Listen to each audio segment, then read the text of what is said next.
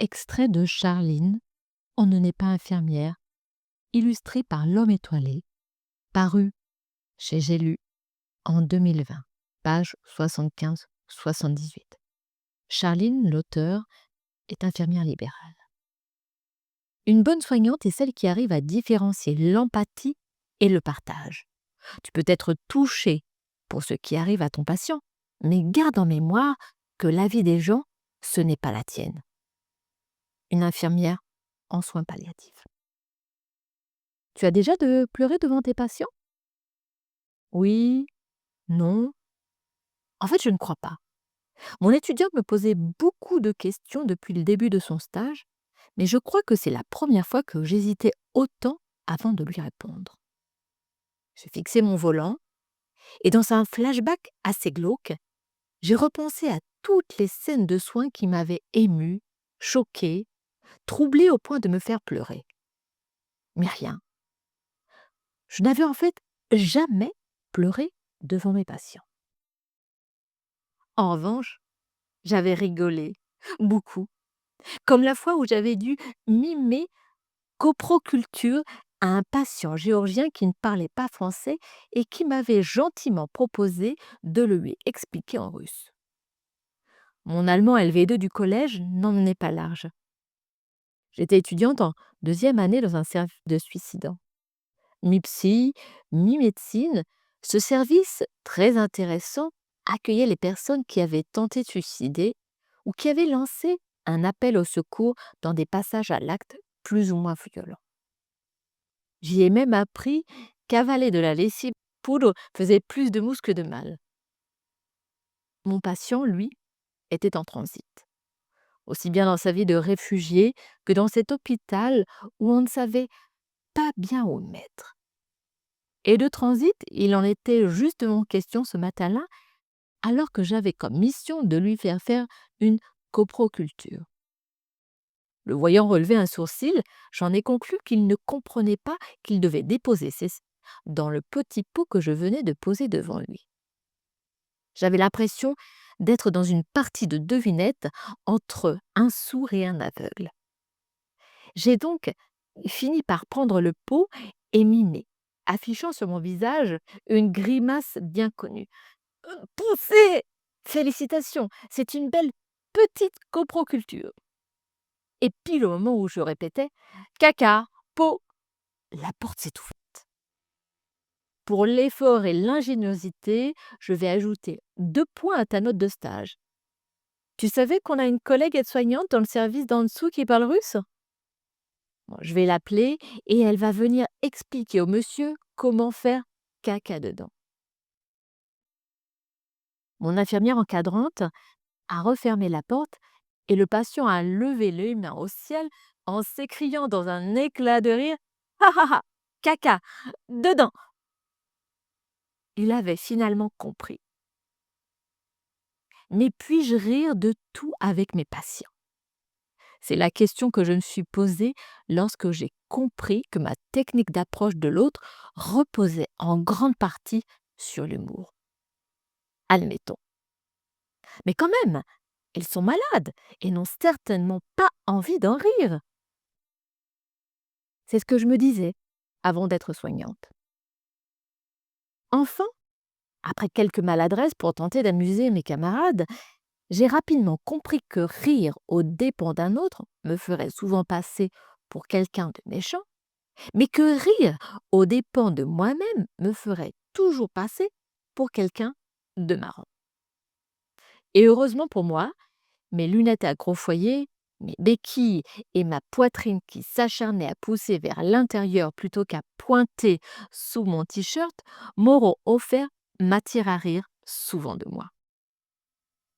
Durant l'adolescence, j'ai appris à me jouer des remarques blessantes pour me protéger de la bêtise des autres.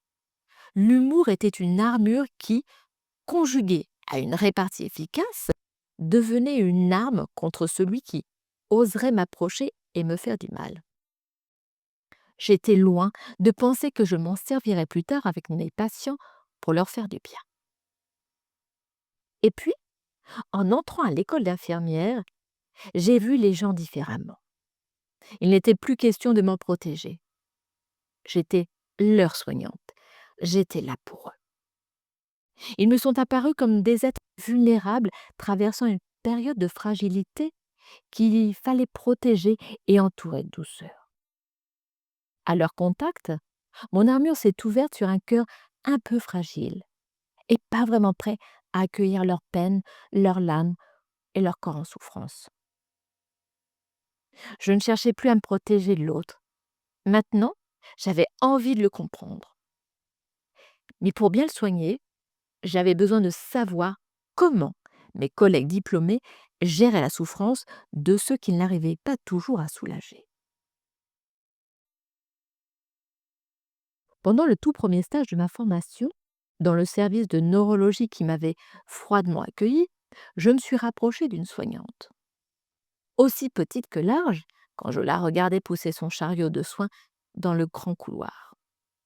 Je la dépassais d'au moins 2 têtes, mais à ses côtés, je me sentais minuscule. Je la suivais depuis plusieurs jours et elle m'impressionnait. Elle faisait partie des anciennes, de celles qui savent et qui possèdent ce savoir que je souhaitais acquérir. Elle avait de la bouteille et je buvais chacune de ses paroles. J'avais tout à apprendre d'elle et de mon futur métier d'infirmière. Comprenons que mon patient, atteint de la maladie de Charcot, allait mourir dans quelques mois, et perturbé de le trouver si sympathique et attachant, l'inverse aurait certainement rendu son décès plus facile à accepter, soyons honnêtes. L'humour noir, ça aide. Je lui ai demandé. Mais comment tu te prépares à la mort? Je la revois arrêter son chariot, prendre une grande inspiration pour me répondre, sans me douter un instant que je devais commencer à la gonfler avec mes questions.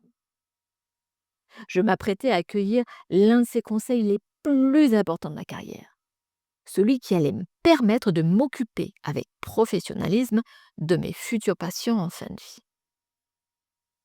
Laissant suspendue ma propre respiration, prête à enregistrer pour toujours ces mots dans mon esprit, j'ai entendu: Tu te blindes. Bon. Elle a poussé son chariot et je l'ai regardée s'éloigner sans avoir vraiment envie de la suivre. Celle que je voyais comme un modèle m'est d'un coup apparue comme un moule un peu fêlé par lequel je n'avais plus vraiment envie de me laisser faire. Tu te blindes? Sérieusement? J'avais passé ma vie à me blinder pour me protéger des autres. Ce n'était pas pour m'ajouter aujourd'hui une couche supplémentaire. Je l'ai rejointe et je me suis demandé comment cette infirmière envisageait l'humanité dans ses soins. Peut-être que la mort lui faisait peur. Peut-être que c'était trop douloureux pour elle d'affronter la mort et qu'elle préférait s'enfermer plutôt que de s'ouvrir à l'autre. Mais le blindage finit toujours par rouiller et se fissurer. Je n'ose imaginer la violence lorsque la carapace s'ouvre. Les conseils de certains soignants sont aussi adaptés que ceux d'un prof de sport qui te parle endurance en fumant. Et je me suis fait la promesse, peut-être un peu effrontément, vu mon statut d'étudiante, de ne jamais lui ressembler.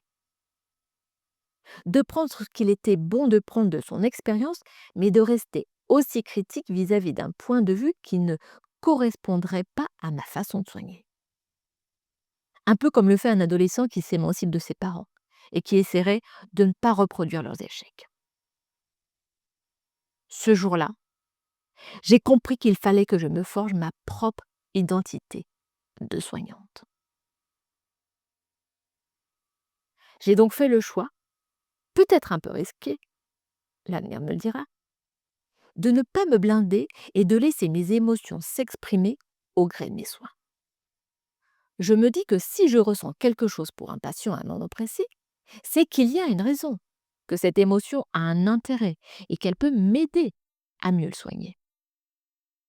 Mais, même si je souris, ris aux éclats, renifle et que mes yeux se mouillent Étonnamment, la seule chose que je n'arrive pas à faire, c'est pleurer devant mes patients. Pendant les soins, mes larmes ne passent jamais la barrière des cils. Pourtant, j'accueille leurs larmes au détour d'un soin, au creux de mon cou pendant les enterrements ou au téléphone lorsqu'ils m'annoncent le décès d'un proche que j'ai soigné et aimé. Alors je pleure, mais seulement une fois le téléphone raccroché, une fois leur porte refermée, celle de ma voiture claquée ou celle de ma maison ouverte. Je pleure seule. La tristesse est une émotion que je ne maîtrise pas bien, comme la peur. Je préfère donc les laisser s'exprimer en dehors de mes soins. Et c'est ainsi que je me suis retrouvée un matin à genoux dans un lit rempli de sang en souriant tendrement. Je tenais la main de ma patiente en pleine hémorragie à son domicile sans rien lui montrer de mon inquiétude. Je me rappellerai toujours ces grands yeux bleus que je lui demandais de plonger au fond du mien. Regardez-moi, je suis là. J'essuyais sa bouche dont le sang sortait. Je rajoutais des serviettes éponges sous moi pour ne pas me tacher. Je lui caressais la main et sa tempe aux cheveux à peine grisés. Je ne lui ai pas dit « ça va aller », car rien ne peut aller quand on se vide de son sang. D'une voix douce, je lui ai rappelé qu'elle n'était pas seule, qu'elle était courageuse. Je ne savais plus vraiment laquelle de nous deux je cherchais à rassurer en disant ces mots. Le ton de ma voix était serein. Je faisais preuve d'une douceur et d'un calme incroyable au vu de la situation dramatique. Parce que ma patiente n'avait pas besoin de larmes et d'inquiétude. Elle avait besoin de quelqu'un qui se maîtrise pour prendre soin d'elle. Elle ne saura jamais à quel point je me suis sentie seule ce matin-là en entendant le SAMU. Combien j'ai eu envie de partir en courant, de hurler de peur, de pleurer d'impuissance. Mais je suis restée près d'elle, dans un lit plein de sang, et je lui ai souri pendant que ses yeux se fermaient d'épuisement.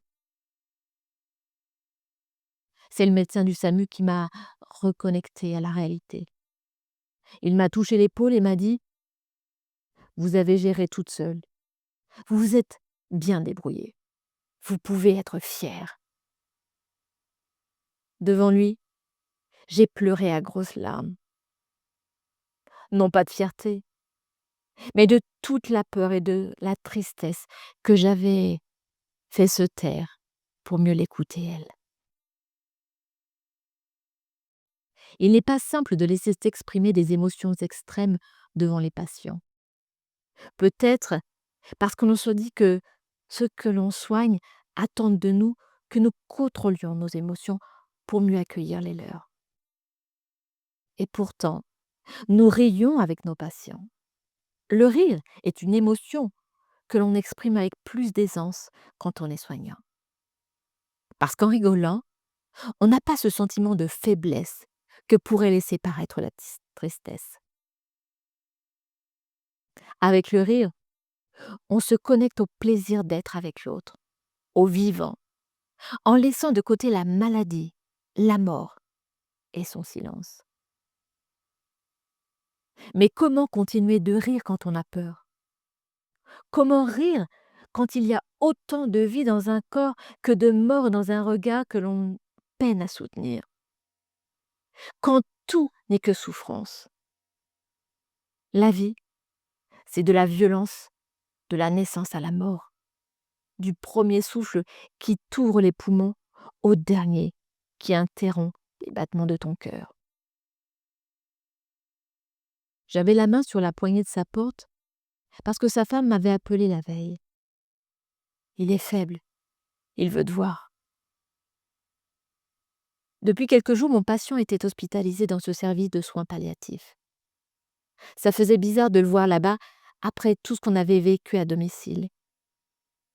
Un si long combat contre la mort, chez lui, pour finir par l'accueillir ici. Ce n'est pas si triste, C'est juste la vie qui décide de partir. Mais quand même. J'ai posé la main sur la poignée, mais je n'arrivais pas à l'ouvrir. Ce n'est pourtant pas compliqué. Des poignées, j'en ouvre tellement. J'ai passé ta porte, presque chaque jour pendant 4 ans. Et aujourd'hui, c'est celle de ta chambre d'hôpital que je n'arrive pas à ouvrir. J'ai eu peur, je crois. Peur de ne plus savoir quoi te dire alors que tu étais en train de mourir. Peur de ne plus réussir à en rire alors qu'avec toi j'ai fonctionné à l'humour. Parce que c'était ta façon de faire depuis toujours. Des pirouettes, quand tu me confiais ému des choses intimes. Des blagues, quand tu avais mal. Des citations de Funès, quand tu déprimais. J'ai frappé discrètement 2 petits coups sur le bois de ta porte. Pas de chien ou de chat pour m'accueillir. Pas d'odeur de feu de cheminée ou de ces petits plats que tu adorais cuisiner. Mais avec des échalotes, hein, et du beurre parce que c'est meilleur. Pas de «Entre Charline, je suis dans le salon». Cette fois, il y a eu le silence et ta femme, assise au plus près de toi dans la chaleur étouffante d'une chambre qui puait la mort. Elle m'a serré dans ses bras et m'a embrassée en me remerciant d'être venue. Tu dormais, tout petit et recroquevillé sous ton drap jaune. J'ai touché ta main. Elle était froide et il n'avait plus rien de la force de tes poignées de main fermes mais chaleureuses. Cette main que j'avais serrée sans jamais m'autoriser une bise qui n'aurait été qu'un petit plus dans cette amitié née entre les aiguilles et les cotons alcoolisés. Tu as ouvert un œil, puis 2. Un sourire est venu étirer ta bouche sèche et une larme a coulé dans le coin de ton œil pour venir mouiller le tissu de ton oreiller. Ah, tu es venu. Oui. Et je me sens conne et triste à la fois, si tu savais. Assise au bord de ton lit, je me suis approchée de toi et j'ai déposé un bisou sur ta joue. Le tout premier, le dernier. Et alors que je savais qu'aucune pirouette, aucune blague et aucun Louis de Funès n'aurait réussi à rendre cette situation moins dramatique, tu m'as susurré. Tu m'excuseras, j'ai pas eu le temps de me raser. Pour une fois, tu vois, c'est moi qui te pique. J'ai éclaté de rire et des larmes ont brouillé mes yeux et les tiens encore un peu. Tu étais là, et la mort présente, au bout de ton lit, n'avait rien enlevé de tes plus belles qualités. Elle les avait simplement un peu endormies. Nous avons discuté de ta vie et surtout de ta mort. Je t'ai parlé de l'importance du moment présent, surtout lorsqu'on sait qu'il n'y en a plus pour longtemps. De ce qui était le plus important. Comment tu te sens là, tout de suite, maintenant? De l'importance de laisser derrière soi les échecs, les loupés, les «j'aurais pu», les «je n'aurais pas dû». De ne garder dans le cœur que les réussites, les bonheurs, les repas entre potes, les nuits torrides entre les draps, les câlins des enfants, les sourires et l'amour. Parce que, lorsqu'on est en train de mourir, je crois que tout ce qui compte, c'est ce qui reste de l'amour, de la joie et du bonheur d'avoir été là dans sa vie et d'être en paix avec soi et ce qu'on a été. Je n'étais pas triste, j'avais simplement le cœur au bord des larmes. J'étais touchée, profondément reconnaissante et honorée que tu m'aies choisie comme infirmière. Si je m'étais blindée, je serais certainement passée à côté de tout ça, à côté de toi, et probablement aussi un peu à côté de moi. Alors la grande question, peut-on rire de tout avec nos patients? Et peut-on pleurer de les soigner? Je ne peux pas répondre avec certitude.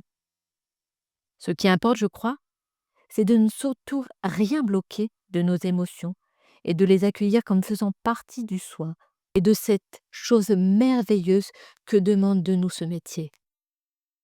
Rester humain au milieu des humains.